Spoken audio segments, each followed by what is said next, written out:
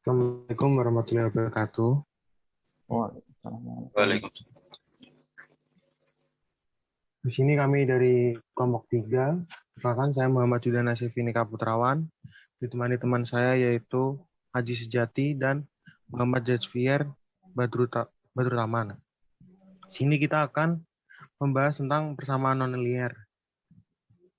Persamaan nonlinear dapat diartikan sebagai persamaan yang tidak mengandung syarat, seperti persamaan linear.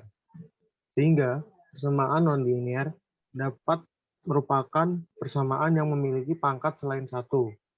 Contohnya yaitu X2. Lalu pangkat persamaan yang mempunyai produk dua variabel, misal X, Y. Dalam penyelesaian persamaan nonlinear dapat diperlukan akar-akar persamaan nonlinear, di mana akar sebuah persamaan nonlinear yaitu fx sama dengan OFX sama dengan 0. Merupakan nilai Xx yang menyebabkan nilai Fx sama dengan 0. Dalam hal ini dapat disimpulkan bahwa akar-akar penyelesaian persamaan nonlinear merupakan titik pontong antara kurva Fx dengan sumbu X. Persamaan nonlinear terdiri dari dua metode, yaitu terbuka dan tertutup. Metode tertutup terdiri dari metode bisection, regula falsi, dan metode tabel. Sedangkan metode terbuka terdiri dari metode Newraption, metode dan metode titik tetap. Lalu materi selanjutnya akan dibacakan oleh Muhammad Javier. Oke, di sini saya akan menjelaskan implementasi persamaan nonlinear dalam bidang informatika, yaitu dalam pembuatan dalam program komputer atau bahasa pemrograman.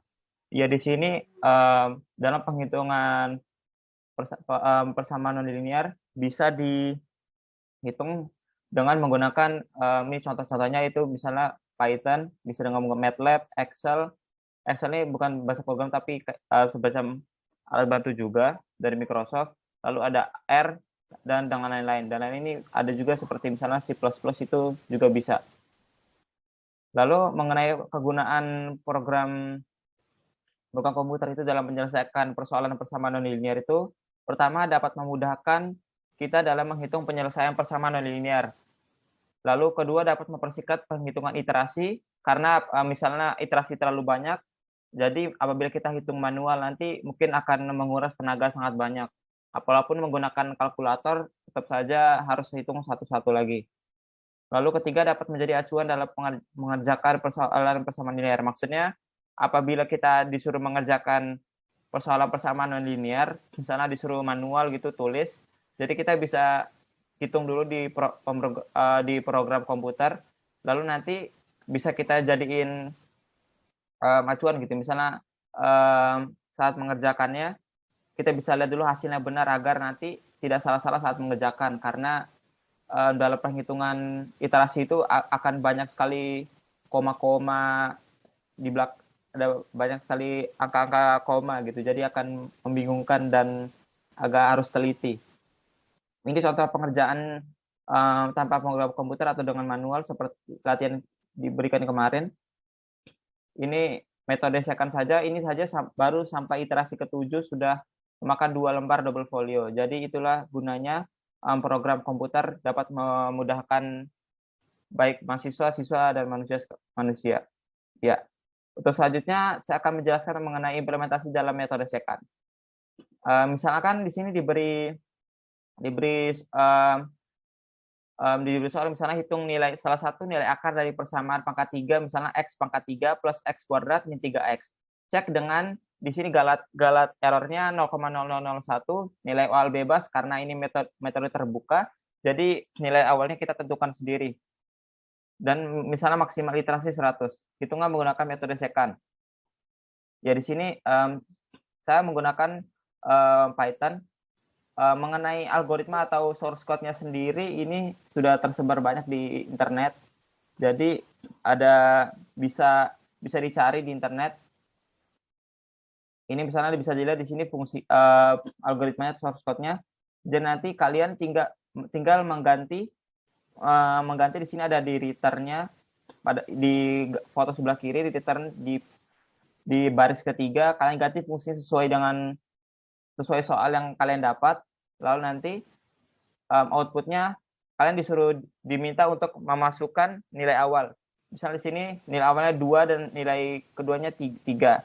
Terus kalian masukkan tadi katanya galat errornya 0,001, maksimum iterasinya 100. Jadi di sini hasilnya. Berarti hasilnya sampai iterasi ke-6. Berarti sangat mudah sekali. Lalu kedua, di sini ada implementasi dalam metode titik tetap. Ya di sini misalkan diberi soal seperti tadi, tapi ada tambahan -3 di belakangnya. Dengan galat error sama 0,0001, nilai awal bebas, maksimal iterasi juga 100. Ini maksudnya, ini salah ketik, di sini ada iterasi titik tetap maksudnya ya. Jadi ini di sini kami menggunakan MATLAB. Jadi dalam metode titik tetap kan dalam aturannya atau rumusannya fx ini harus diganti dulu menjadi gx. Jadi nanti dalam di algoritmanya, di code-nya, kalian menyimpan fx di input fx-nya di f ini, lalu g-nya kalian bisa hitung manual dulu di kertas, lalu input ke sini ke bagian g-nya. Nanti output-nya akan seperti ini. Nah, di sini keuntungan dari menggunakan program komputer juga, kalian bisa langsung mengetahui grafiknya. Grafik dari persamaan nonlinear tersebut. Tetapi apabila kalian ingin memunculkan grafik tersebut, harus ada yang diedit di bagian code-nya. Jadi misalnya di fx ini, seperti kalau pada penghitungan biasa, sebelum pangkat dia tidak perlu ada titik. Tetapi kalau ingin menampilkan grafik, itu harus ada titiknya karena itu melambangkan vektor. Ya bisa jadi di sini outputnya seperti ini. Jadi sama saja seperti tadi, memasukkan nilai awal, galat toleransi atau galat error tadi, lalu iterasi maksimalnya 100. Nah, hasilnya bisa dilihat. Ya, itu saja dari saya. Selanjutnya itu implementasi dalam metode Newton-Raphson akan dijelaskan oleh teman saya, Aji Sejati. Saya akan menjelaskan implementasi dalam metode Newton-Raphson. Next. Misalkan di sini diberi soal dalam metode Newton-Raphson dengan fungsi fx x pangkat 3 plus x pangkat 2 min 3 x min 9 dengan galat toleransi 0,001 untuk nilai awal bebas dan maksimal iterasi 100. Dan di sini kita akan mengimplementasikan dengan menggunakan program Octave.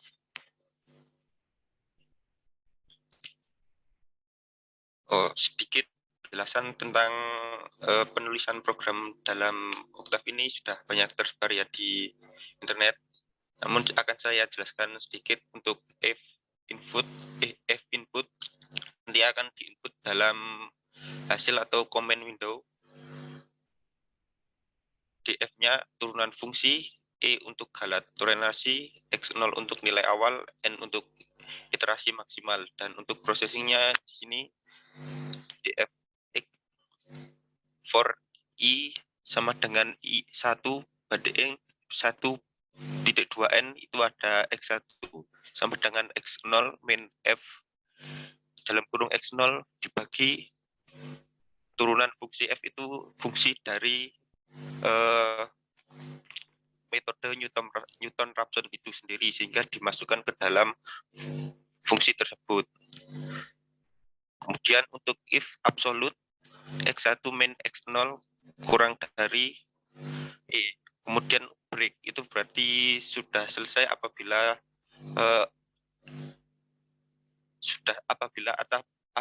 ada iterasi yang hasilnya sama, itu berarti akan selesai.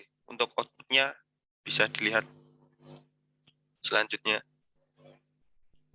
Nanti di sini kita akan memasukkan fungsi untuk pertama fungsi efek, kemudian kita akan memasukkan fungsi dari turunan efek tersebut, kemudian kita akan memasukkan galat toleransi, kemudian nilai awal dan iterasi maksimal.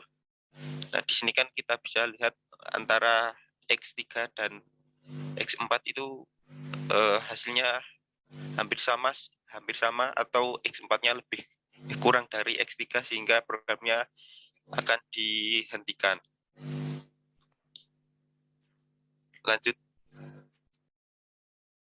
akan dijelaskan oleh Mas Zun dan Nika. Sekarang lanjut ke implementasi dalam metode regulavalsi. Sebenarnya metode regulavalsi menyerupai metode biseksi, di mana iterasi dilakukan dengan terus melakukan pembaruan tentang memperolehkan persamaan. Di sini misal kita diberikan soal, hitung salah satu akar dari persamaan pangkat 3fx, sama dengan yaitu 3 pangkat 3 plus 3 pangkat 2 kurangi 3x min 3. Cek dengan galat 0,001, nilai awal bebas dan maksimal literasi 100. Itu menggunakan metode regulavalsi. Implementasikan perhitungan menggunakan program apapun. Di sini juga banyak tersebar di internet, tapi saya akan menjelaskan tentang sedikit. Yaitu perbedaannya di sini dengan metode biseksi, yaitu pada C sama dengan A sama dengan C sama dengan A min B kali F per FA FB. Di situ adalah perbedaan dari metode regulavalsi dengan bisection. Lalu untuk output, kita langsung masukkan ke 3x pangkat 3 plus x pangkat 2 min 3x min 3. Lalu untuk nilai awalnya yaitu 1 dan 2. Lalu kita masukkan trouble error-nya yaitu 0,001 dan bukan output seperti ini. Lalu yang selanjutnya diterangkan oleh Haji. Implementasi dalam metode bisection. Lanjut. Misalkan ada soal dengan fungsi x pangkat 3 x pangkat 2 min 3x min 9 dengan skala toleransi 0,0001, nilai awal bebas dan maksimal iterasi 100. Kita akan mengimplementasikan dengan program Octave atau MATLAB. Untuk source code-nya itu hampir sama dengan metode regulavalsi, hanya saja ini kita langsung memasukkan programnya. Untuk X1 itu XI itu biasanya kita menyebutnya A, XU itu B. Untuk skala toleransinya itu langsung kita tulis F inline-nya juga iterasi, error, T dan R. Perbedaannya bisa kita lihat while error lebih dari galat, di bawahnya itu XR atau bisa disebut C sama dengan XI atau bisa disebut A dalam kurung plus XU atau B bagi 2. Kemudian untuk hasilnya atau outputnya bisa dilihat di next slide.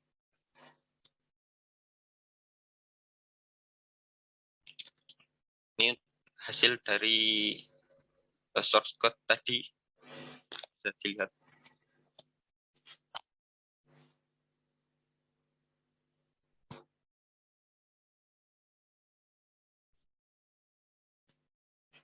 Mungkin itu sudah selesai. Jadi itu presentasi dari kelompok 3. Jika ada salah, mohon dimaafkan. Assalamualaikum warahmatullahi wabarakatuh. Waalaikumsalam warahmatullahi wabarakatuh.